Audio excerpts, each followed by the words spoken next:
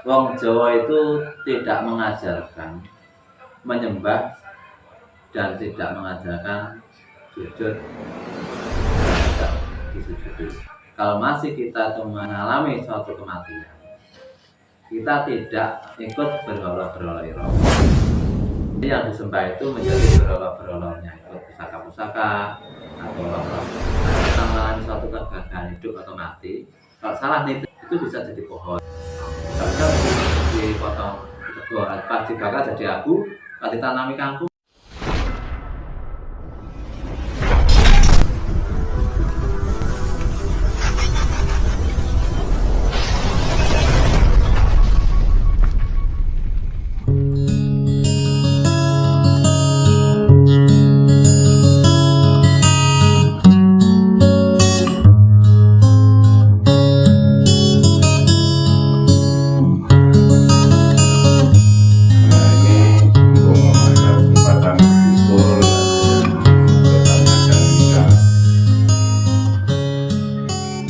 Kenapa wong Jawa itu tidak menyembah juga tidak disembah, tidak sujud juga tidak disujudi? Ini gini, sebenarnya wong Jawa itu tidak mengajarkan menyembah dan tidak mengajarkan sujud dan tidak disujudi. Karena kalau masih kita cuma mengalami suatu kematian, kita tidak ikut berhala-berhala. Maksudnya kita tidak ikut di pusaka-pusaka atau orang-orang yang lainnya. Jadi kita supaya bisa cepat melewati cakra manggilingan.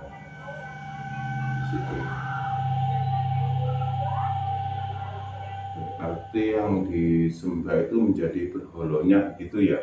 Jadi yang disembah itu menjadi berhala-berhalanya itu. Makanya kalau mati kita ikut berhala-berhala itu. Bisa juga ikut pusaka-pusaka atau orang-orang yang lainnya di situ ikutnya. Makanya kita harus bisa melewati itu supaya kita tidak masuk di cakra manggilingan. Nah, itu cakra manggilingan itu jelasnya seperti apa, Kang? Sebenarnya kalau cakra manggilingan ini, kalau belajar membahas cakra manggilingan itu masuk di dua ajaran sebenarnya.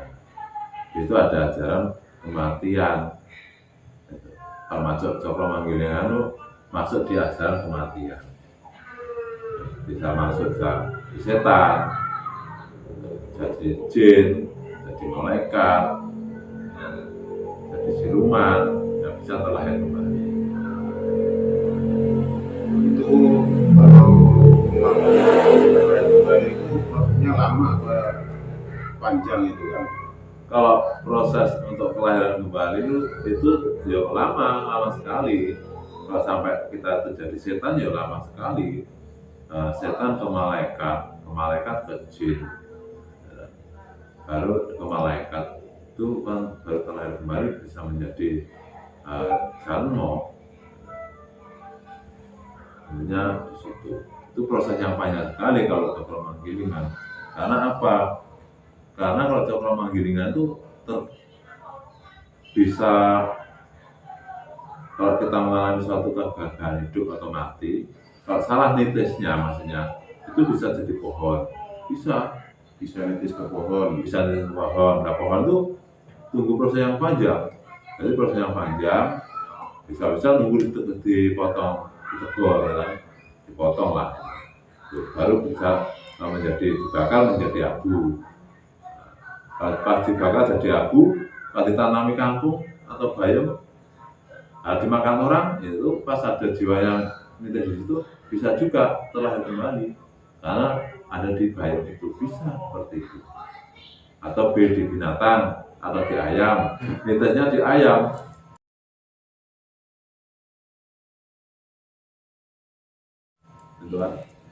Nah, pas disegregasi maka orang banyak itu di antara jiwa yang lintas itu bisa masuk di antara orang-orang itu.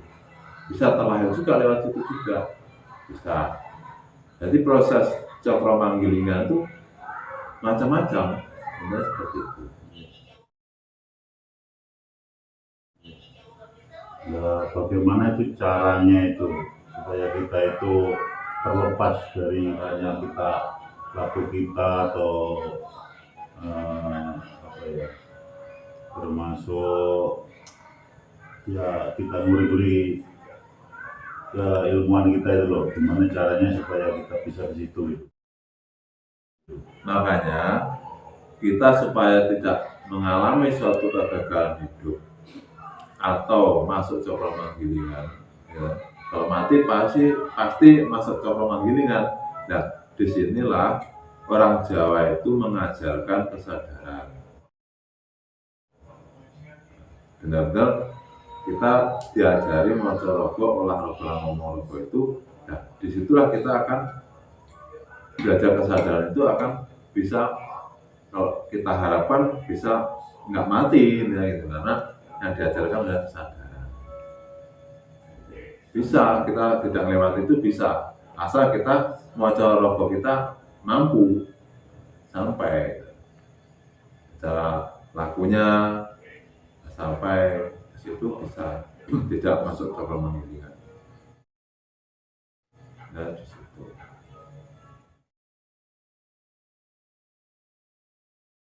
Ada yang tanyakan lagi, Pak? Ya, masih ada lagi ini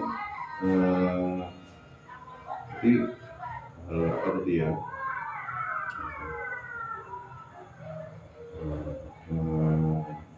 ini lagi kenapa wong Jawa itu tidak mengajarkan olah rasa. Nah, ini tetap ada hubungannya dengan cakra manggilingan. Intinya kalau orang Jawa belajar itu kan, kalau tidak mengajarkan menyembah dan tidak sujud itu, terus ada yang ajar mengolah rasa. Nah, itu setinggi apapun rasa itu, bahkan rasa jati pun tetap berhenti di cakra manggilingan. Itu tetap, karena tetap di rasa jati. Kalau bahasa kerennya itu dia meyakini yang dikatakan zat maulana, ya, gitu. Banyak seperti itu. Kalau dalam bahasa lain itu namanya berarti di zat maulana. Seperti itu. Jadi itu namanya menguasai sejati. Sedangkan di ajaran kesejahteraan orang Jawa ini tidak mengolah rasa dan tidak berarti di rasa sejati. Tapi itu pun harus kita lewati rasa sejati itu. Setelah kita bisa melewati rasa sejati itu, baru kita matikan, baru kita masuk di jenjang kesadaran sejati.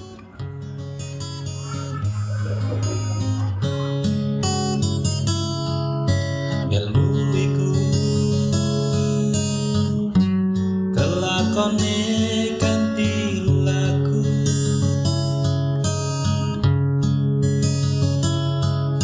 laku mesu raga tinanti ketemu, bisa nyantosani pangekese tulang koro. Urip iku urupe urip lestari, urip iku kudu duweni tujuan.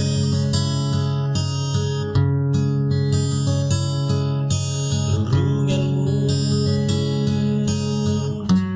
kanggo gayuh kasampurnan, ngelmu kang sejati uga bekti leluhurmu. Yen ra gagal urip mlebu cakra manggilingan, sampurnane laku mangerteni sejatine, tak ono pangulaku tekad ati wis nyawiji kang perkara.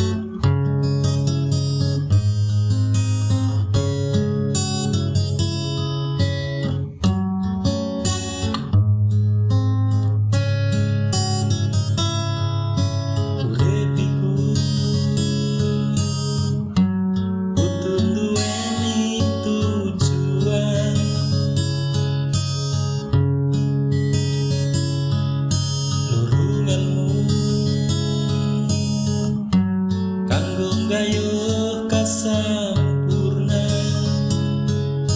ngelmu kang sejati uga bekti leluhurmu ben